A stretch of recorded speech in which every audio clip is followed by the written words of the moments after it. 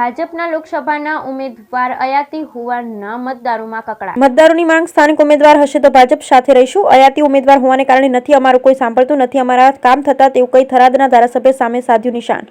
મતદારો લગાવે ગંભીર આરોપ। વિધાનસભાના અધ્યક્ષ અને થરાદ ધારાસભ્ય શંકરભાઈ ચૌધરી વિકાસના કામોમાં ભેદભાવ।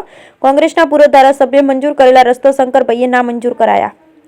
આયાતી ધારાસભ્ય છે તો અમારે મળવા માટે તેમની ઓફિસમાં લાઇનમાં ઊભું રહેવું પડે છે તેવા લગાવ્યા આરોપોએ મતદારોએ ગુજરાતમાં લોકસભાની ઉમેદવારો સામે રોષ હોવાથી કેટલીક જગ્યાએ ઉમેરો બદલ્યા।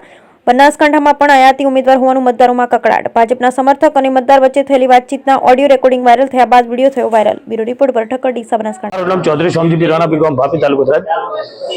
મારું જે આ રેકોર્ડિંગ છે 100% મારું છે મેં મારી જાતે કર્યું છે। સામેવાળા વ્યક્તિએ રેકોર્ડિંગ કર્યું છે મારું અને મને પાલનપુર તાલુકાનો કોઈ જામીન ફી કરીને પટેલ હતો અને પરબતભાઈની શંકરભાઈની વિધાનસભાની ચૂંટણીની અંદર મહિનો 1.5 મહિનો રહ્યો હતો અને એમાં મારો કોન્ટેક્ટ હતો અને જ્ઞાનીબેનનું મેં સન્માન કર્યું એટલે એકબીજા એમના શંકરભાઈના ચમચાઓ મને દબાણ આપવા મળ્યા કરવા મળ્યા અને અહીંયા રેકોર્ડિંગ કરીને મારો વાયરસ કર્યું છે અને કાયદેસર મેં પણ વિરોધ કર્યો છે।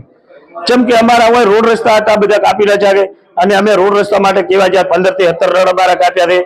2 પીલોડા જિલ્લા પંચાયત નારોલી જિલ્લા પંચાયત ઉપરથી એમના માણસોને શંકરભાઈના પીઓ અને શંકરભાઈ કેવા ગયા એટલે કઈ તો ગુલાબસિંહના રોડ કરેલા હતા એટલે કાપી નાખ્યા। એટલે મિત્ર ગુલાબસિંહના રોડ માટે ડીઝલ બળતો હતો ને શંકરભાઈના રોડ માટે પાણીથી ચાલે અમારા સાથે।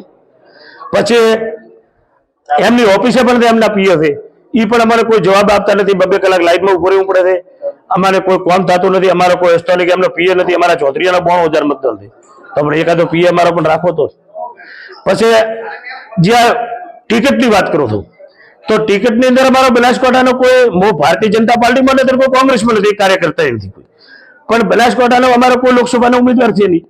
શંકરભાઈ તો પાટણ જિલ્લાના છે રેખાબેન તો પાટણ જિલ્લાના છે। અમારે કોઈ લેવા દેવા નથી। અમારા સ્થાનિક હોય અત્યારે ઉમેદવાર પ્રમાણે અમે વિચાર ધારણા કરશો અને અમે એ વખતે અત્યારે અમારા બનાસકાંઠા જિલ્લાની અંદર ખુબ પણ અમારા આગેવાનો હતા। આપણા હરિભાઈ હતા, વસંતભાઈ હતા, પ્રદીપભાઈ હતા, પરબતભાઈ હતા, કેશવજી હતા, જે કે હતા, મહાદેવભાઈ હતા। ગમે એને ટિકિટ આપીએ તો અમે ચૌધરી સમાજ ટોટલ અમે ભેગા રોત અને સાથે બહુમતીથી જીતાડો।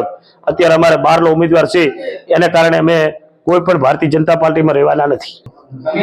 અમારે કોઈ વિરુદ્ધ છે તો અધ્યક્ષ સાહેબ નો શંકરભાઈ સાહેબ નો છે અમને રેખાબેન નો છે કે અમારા અસ્થાનિક ઉમેદવાર નથી।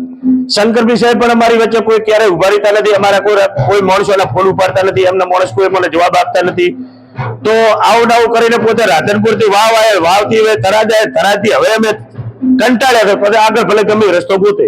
બાકી અત્યારે અમને દબાણ દેવડાવે છે ઉપરથી એમ કે તમે અધ્યક્ષ સાહેબ તકડ માફી માંગજો। અમે કોઈ માફી માંગવાના નથી।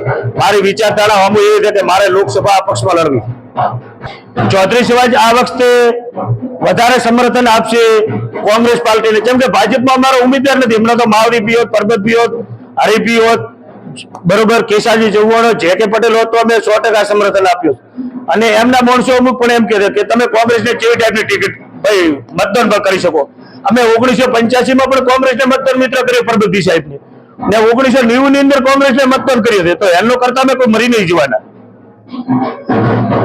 તો પોતાનું છે અને પાલનપુર તાલુકાના જામીન બી છે એ શંકરભાઈનો માણસ છે અને એમણે મારો વાયરસ કર્યો।